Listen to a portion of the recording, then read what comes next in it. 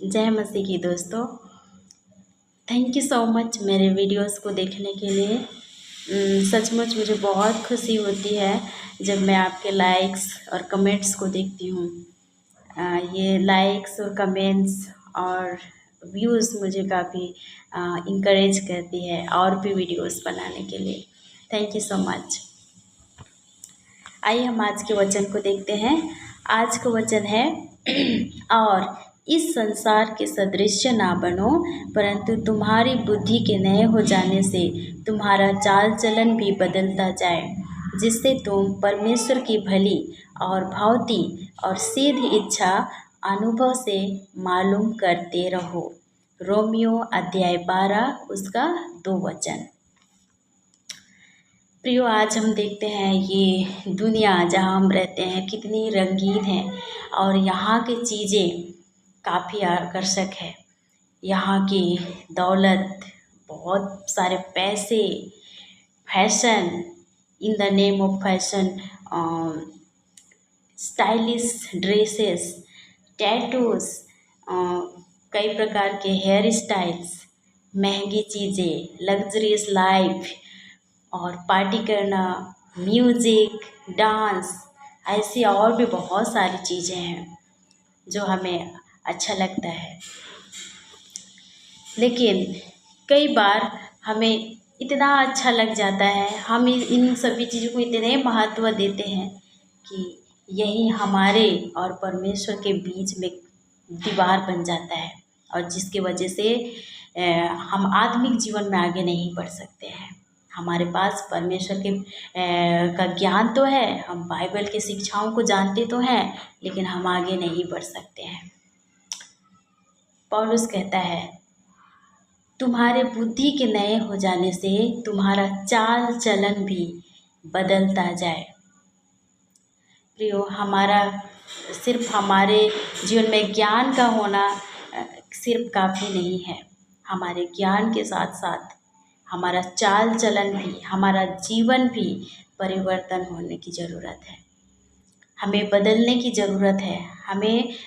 जब हमें ज्ञान मिलता है, जब हम बाइबल की शिक्षाओं को सीखते हैं, तो हमें अपने जीवन को रिन्यू करने की ज़रूरत है, परिवर्तन करने की ज़रूरत है।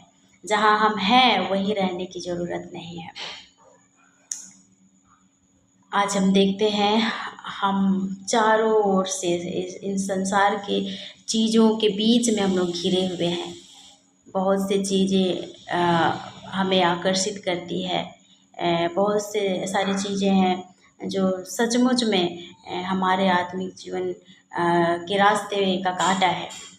हम इन सभी के बीच में हम कैसे अपने आप को रिन्यू करें, हम कैसे इन सभी चीज़ों के प्रभाव से हम बचें। आज कुछ टिप्स देखेंगे, कुछ पॉइंट्स देखेंगे। पहला है, प्रत्येक दिन की शुरुआत प्रार्थना और बाइबल पढ़ने से करें। बाइबल पाठ पर परमेश्वर के वचन का मनन करें ताकि उचित समय पर परमेश्वर का वचन आपकी अगुवाई करे। दूसरा पॉइंट है, बाइबल द्वारा सिखाए गए शिक्षाओं का पालन करें।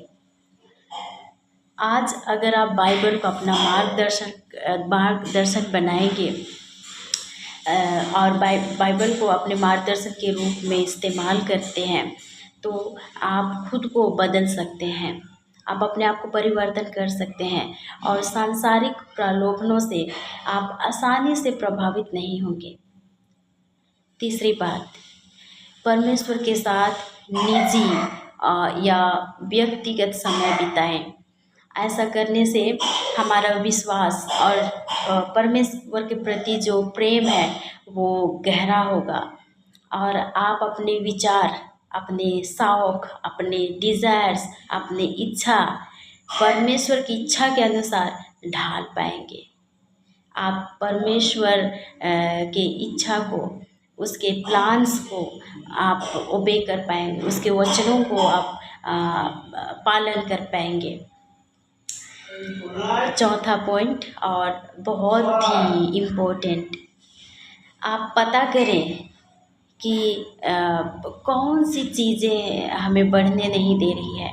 ऐसा कौन सा चीज़ है, कौन सा शौक़ है, और कौन सा ऐसा चीज़ है जो मेरे और परमेश्वर के बीच में दीवार बना हुआ है, मेरे रास्ते पर कांटा है। हम फाइंड आउट करें, और जिस दिन आप उसे समझ गए, पहचान लिए, आप सतर्क हो जाएंगे और उसका आप इनकार कर सकते हैं, उसके प्रभाव से आप बच जाएंगे।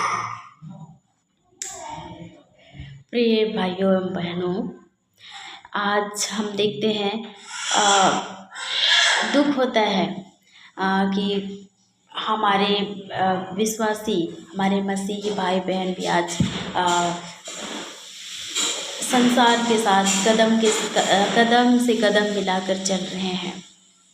संसार जिस रास्ते पर ले जा रही है उसी रास्ते पर चल रहे हैं। वो जो करते हैं वही कर रहे हैं। कई बार हमें मुश्किल हो जाता है ये डिफ्रेंशिएट करने के लिए कि कौन मसीही है और कौन गैर मसीही है। मेरे प्रियो, आज का वचन हमें यही सिखाती है कि हम संसार के सदृश ना बने।